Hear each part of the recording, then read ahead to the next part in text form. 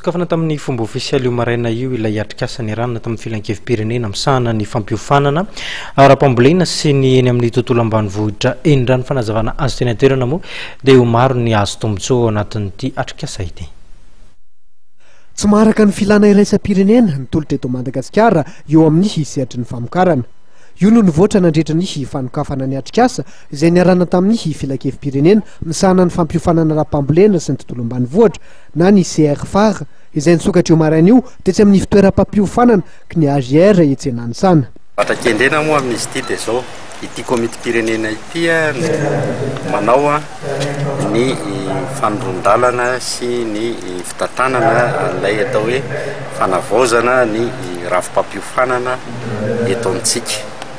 Nahoana moa no avaozana ny ravi-pampiofanana ara-pamokarana eto amintsika satria hita fa tsy maharaka ny filana ny tolotra eo amin'izany fahaiza-manao izany.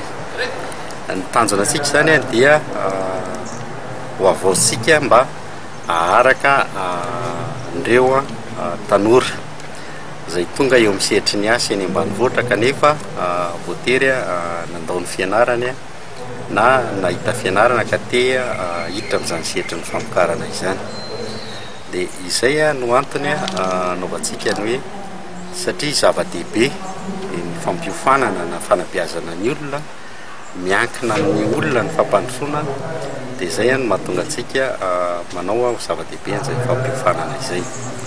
Raha ny teknisianina eto amintsika moa no jerena dia mbola vitsy dia vitsy ny miandraikitra an'izany atao hoe fanohanana ny famokarana izany. Ny fiofanana izay ampanaovina indray dia ataoko angamba ny hoe tsy dia manaitra ny tanora loatra izany hoe hiofana mandeha amboly mandeha iompo izany eto amintsika.